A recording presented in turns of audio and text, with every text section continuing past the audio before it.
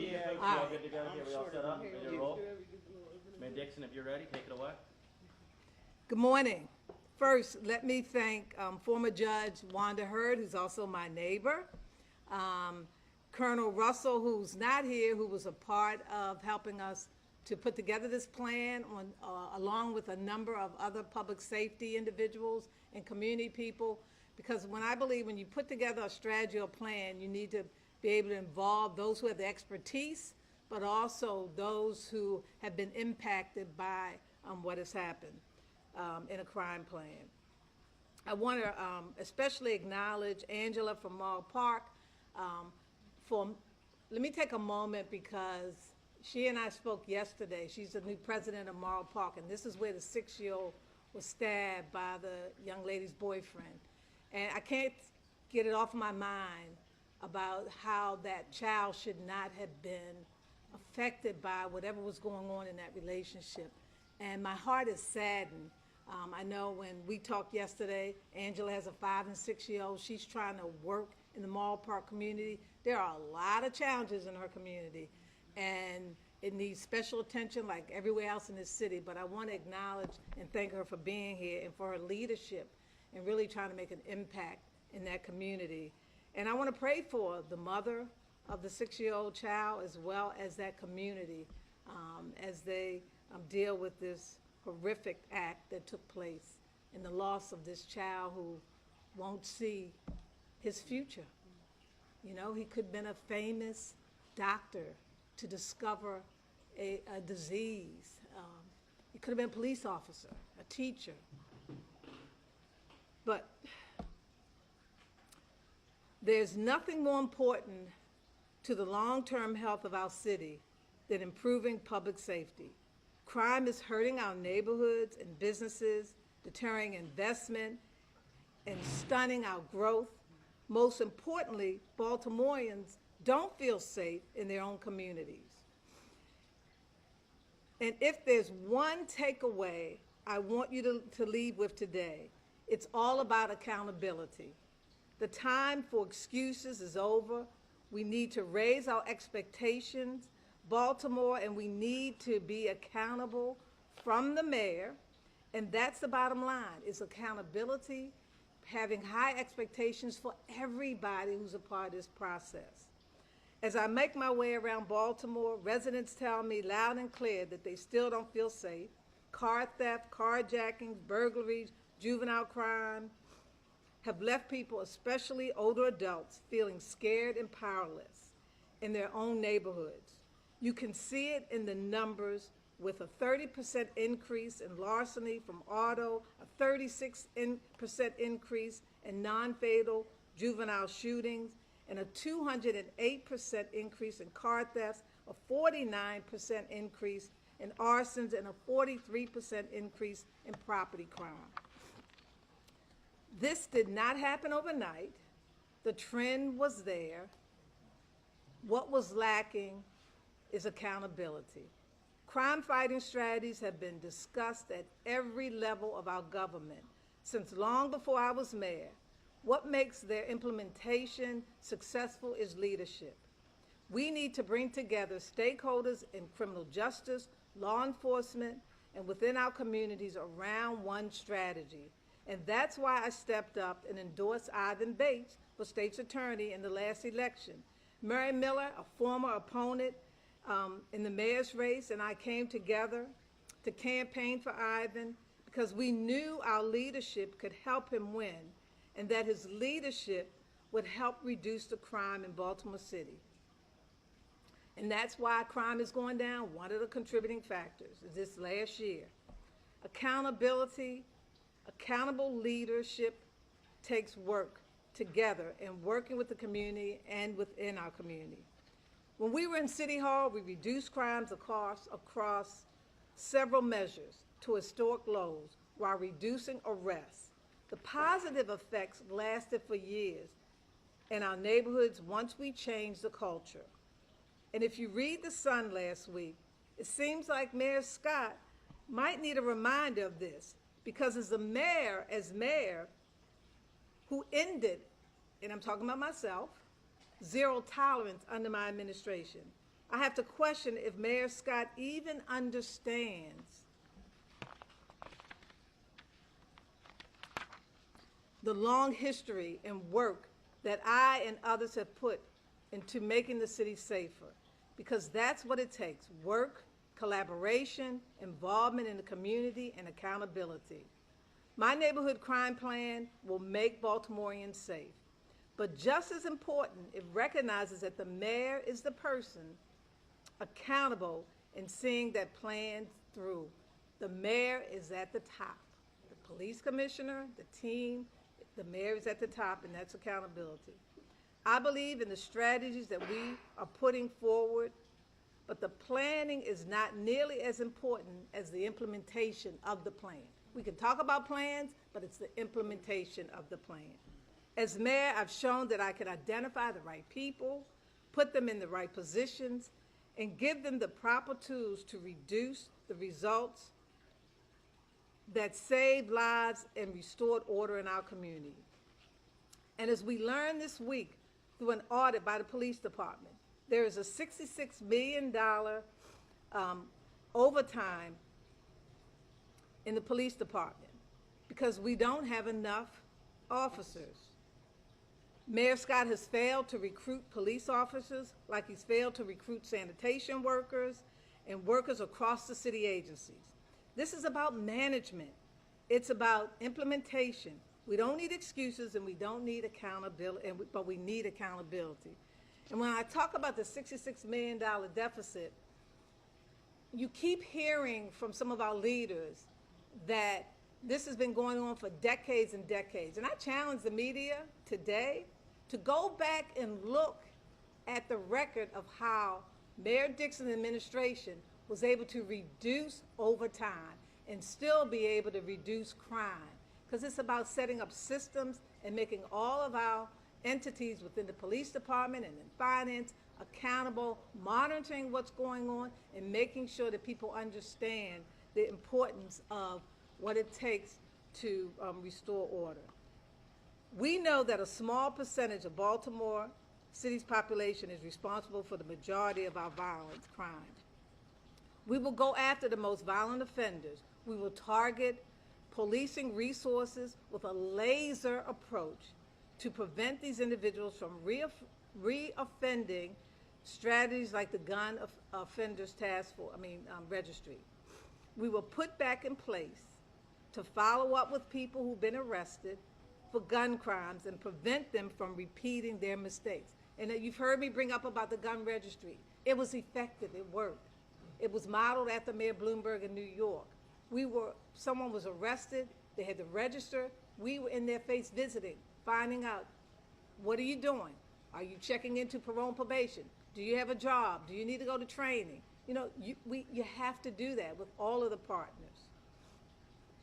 The gun registry will be put back in place to follow up with people arrested for gun crimes and prevent them from repeating their mistakes. We will intervene. We will continue to invest in a focused deterrence model by collecting and analyzing intelligence to determine where to utilize these resources, intense strategies to maximize results. We also need to help our young people. As a former teacher, it pains me to see them more involved than ever in violent crime. It's one of the reasons I support a community school concept, and I've talked about this over and over again, to get those resources for families and their young people right in the schools that can help stabilize our young people and give them the opportunities. We cannot just wash our hands and say this is a problem just for the parent or just for the kid. We need accountability, and we need to show these children that we care about them and their future, but that we expect accountability from them. Community trust, that's one of the items in the consent decree that the police department has still not resolved, is community trust between the community and the police department. It's been lost, and so it's important to have effective law enforcement. We need to rebuild trust. When I'm out moving around and I run into a police officer who's sitting in the car, sometimes they recognize me, sometimes they don't. And I asked him, I said, why don't you just get out? Walk up and down this neighborhood. Walk up and down the businesses. Get to know who the businesses are. Yesterday, we had a situation at the church that I was at, and there was about maybe 7 or 8 police cars chasing this individual in a gray Honda. Not sure what the particulars were. I don't know if it was car theft or what. But my thought was, okay, do these police officers know this community? Because I'm not a police officer, but and of course I watch Chicago Police and other shows. But couldn't they have cut them off on Aruna and cut them off over here? I don't know if they caught them or not, but there was a lot of police going after this gray car. And those were thoughts that were going through my head. But I go back to that. Get out of the car, walk in the neighborhood, because police officers are human beings. And, you know, I think about it all the time. I mean, they want to go home to their families safe, but we need them to be engaged and involved and walk the streets. One of the strategies that we had successful with was a faith-based community strategy. A partnership. I'm going to reinstate the Community Partnership Division and ensure a proactive internal affairs division will also help to restore trust. We will ensure data-driven decisions making by reinstating CityStat and bringing CompStat back to its former success. We will work with stakeholders to reinstate the Criminal Justice Coordinating Council, and I know that the administration will say that it exists, but it doesn't exist in the framework that is the most effective. The judges are not a part of the Criminal Coordinating Council. It's out of the mayor's office. You want to put it in a neutral place and you have all the entities at the table. I saw the success of the Criminal Coordinating Council and how it benefited in our crime fighting effort. You know, we've got to get away from working in silos and really focus on what needs to happen. None of the strategies and models outlined in this plan can be implemented without the brave men and women who risk their lives every day to keep us safe. The Baltimore Police Department is currently operating with a staff deficit of approximately 500 to 700 officers. This leaves our community feeling even more vulnerable and less connected to our officers and drives up overtime. Our officers deserve accountability from the top, and we need to reframe how young people think about careers in public safety and think outside of the box when it comes to recruitment, exposing high school students to careers in law enforcement. As mayor, my team started recruiting in Puerto Rico, and a number of those officers are here today. Matter of fact, I haven't gotten it factual yet, but the officer that just the first Hispanic major, I believe, was part of the recruitment that we did in Puerto Rico. So we got to get creative in that, you know? And again, I'll go back to recreating that high school of public safety, because there's a shortage in the police department, a shortage in the fire department, that's part of public safety, a shortage in EMS. And when young people are exposed to different careers, it changes their view. I never expected, and my nephew probably will get on me for saying that my nephew, who went to Shenandoah, he was playing basketball, his background was in criminal justice, that he wanted to be a police officer. But when he became a police officer, I saw the impact that he made in the community, because he grew up here in Baltimore. He had challenges with his parents, both of losing them to HIV and AIDS, but it didn't stop him. And we had a conversation recently, and I asked him, well, he was in Northern District. He had a bridge program for juveniles, for young people, that one of the commissioners eliminated. I believe that that program still exists, and they were out working with young people, you know, based on sports and academic, that we would not have some of the challenges that we face today. But one of the things that he shared with me that just stuck was he used to have the area of York Road between Woodburn, I think it is, and Cold Spring. And there's a strip of stores in that community.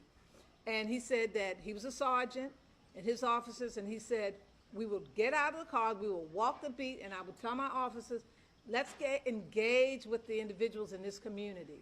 I said, not forcefully, but let's talk about it and let them know. You're not going to be shooting crap over here today. You're not, on my watch, you're not going to be doing this, you're not going to be doing that. you know, and they respected him and his team that were out there because he knew how to talk to them. You know, he just talked to them like human beings. He wasn't forceful. He wasn't demanding, but they knew that he was serious about making sure that his area stayed safe for the residents and the business in that community. So Baltimore, my message is we have to raise our expectations. We don't need excuses. We need accountability. And that's what I'm demonstrating over a decade serving the city of Baltimore.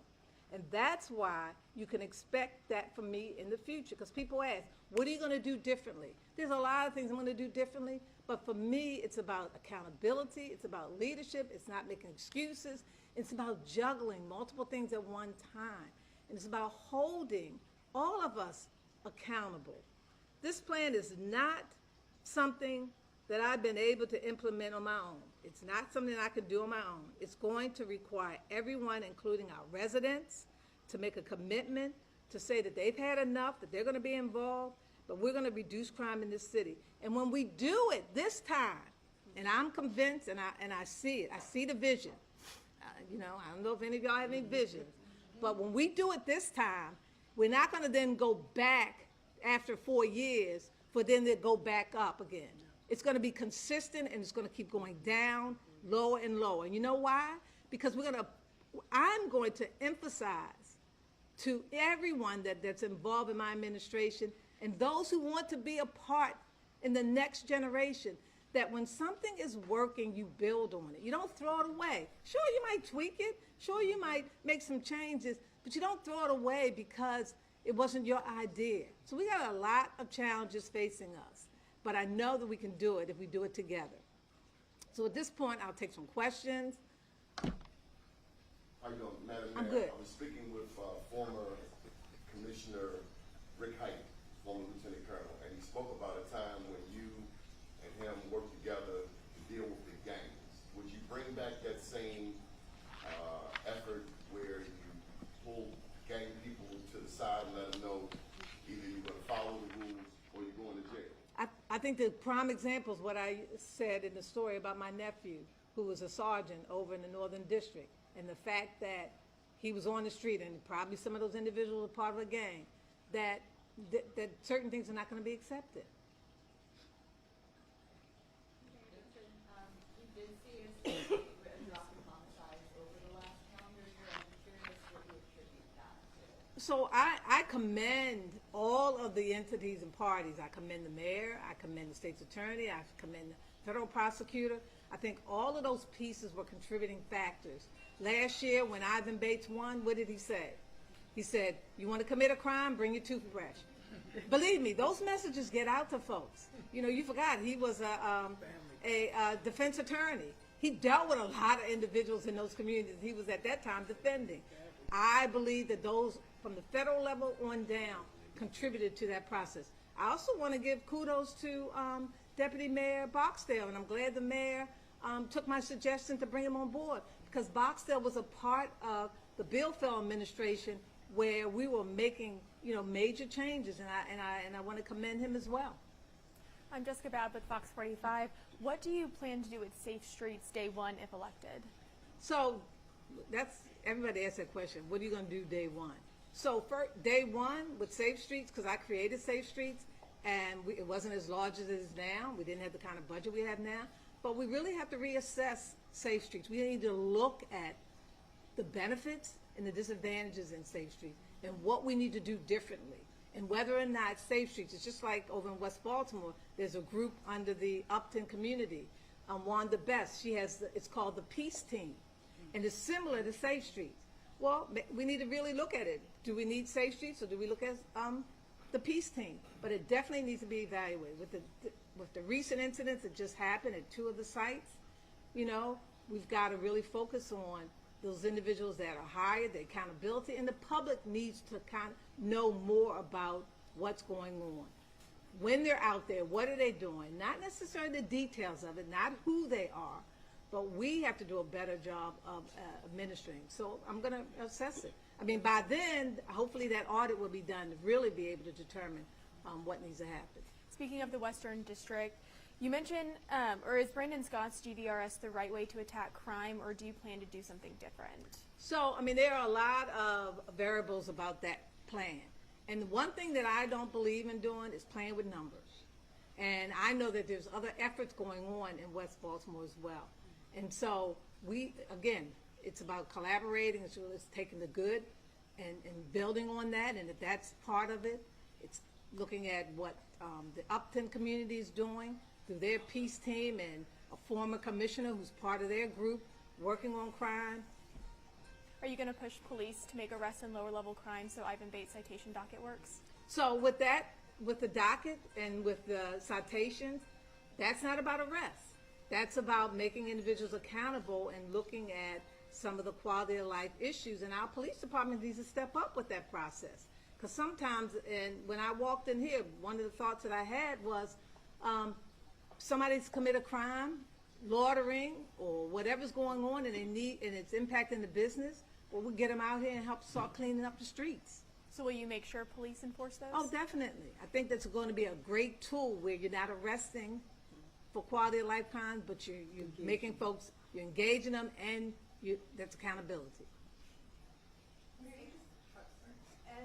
Ms. Dixon, so you will be continuing the GVRS? I didn't say, first of all, I'm not mayor yet.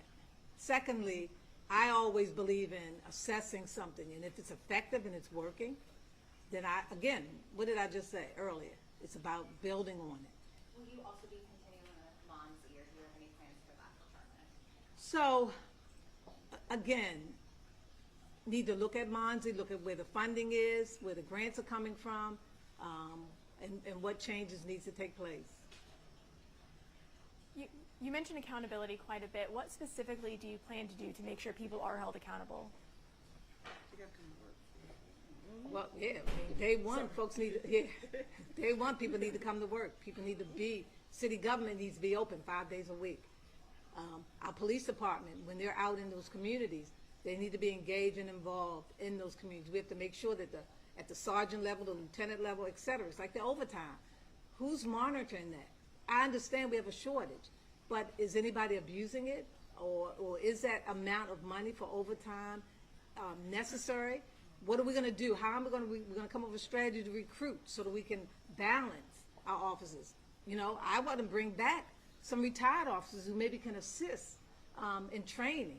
You know, one of the areas that I asked Baltimore County why they're able to resolve crimes quicker than Baltimore City. And part of it is that their detectives stay in that area longer, so they have the experience. And so, you know, assessing all that is going to be important. Some of the things that you suggested bringing back sort of seem like they might be happening now, but under a different name. Okay. Like the Community Partnership Division, for example. I mean, we've got an entire Mayoral department in Monzi that's sort of, building some of those community partnerships. So what will be different under the plan that you're proposing? So, community partnership under Monsi.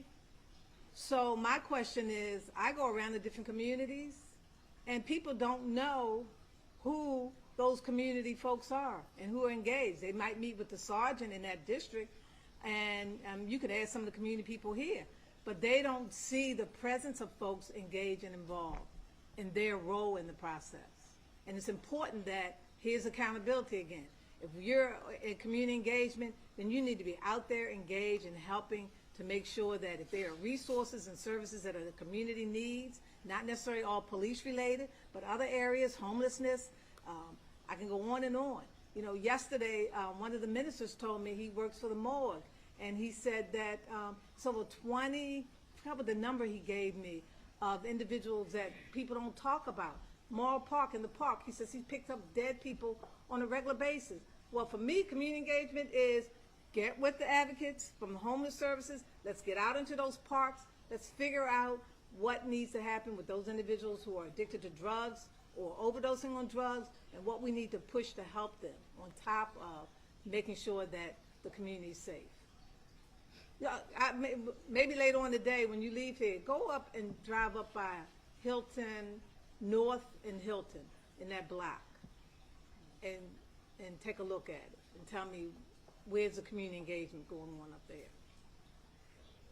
Last week, David Smith of Sinclair purchased the Baltimore Sun. supportive of a super PAC that's working, of course, not with you and independently in support of your candidacy. I'm just curious what your thoughts are and if you have any hopes for how the paper might be under the new leadership. So I haven't, I mean, I read it in the paper. Well, you work for the paper, but I read it in the paper. And, It's this Emily who are oh, I'm sorry, yes, you're correct. The banner, right. So, I mean, I read it in the paper. I don't know anything about the Super PAC. I'm focusing on my campaign and raising money so we can get our message out and that we can be successful and victorious on May the 14th. When you began speaking, you mentioned a bunch of crime statistics that you said were up, and certainly some of those of non-fatal shootings and carjackings, youth involvement aside, are down in the last year. So can you just provide that reference, like what years compared to what? I'm talking about in the last year. The statistics that I'm providing is in last year. I mean, let's just take the car thefts just in the last month. How many cars have been stolen? I mean, your report, you probably know better than I do. Yes, car theft has been an issue. So A lot of those other, you mentioned again, non-fatal shootings, those are down. well, we're only in the month of January, and we've had how many homicides and how many non-fatal shootings? 22. So.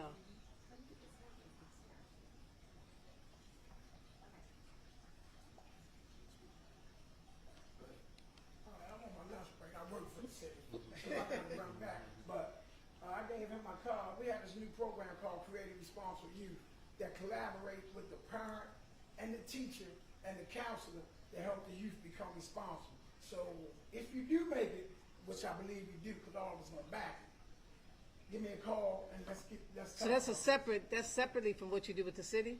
Yes. Oh, okay. Yeah, I work out back with it. Okay. And then this is a nonprofit? Yes. Okay, definitely. Okay. Because I'm currently working with a group, Hands Across Baltimore, and we have a mental health program, but we're also working with school, with truancy and trying to provide the support. And that goes back to my original statement about community schools and how we bring partners in to work with those families in the schools and bring those resources there, so definitely. We do, we deal with drug addiction, we deal with all that. That's great. Okay, so I gotta run, I gotta go back and I know. Sorry, I can't stay. I appreciate you being here. All right. I think we can wrap it there. Be respectful of everybody's time here. I'm sure he's not the only guy who's on lunch break right now, so we appreciate everybody coming out. And for anybody who wants, right over there, we do have copies of the public safety plan if anybody wants to grab it and take it with them. So thank you so much again for coming out today. We really appreciate it. And I want to thank those volunteers who are here, the supporters. I want to thank Judge Hurd, who really provided some really insight in some of our strategies in the plan. I mean, along with other people in the public safety arena. And I want to thank our community leaders who came out as well. And if you have a minute, and before you leave, I would have some conversations with them because they can show you what's going on from the community level and what they're trying to do to make things better. I want to thank Mr. Kirk for allowing us to host us here today. They're doing a lot of great things in the city. And go Ravens. I have on my purple tomorrow. Or was it your phone? I'm sorry.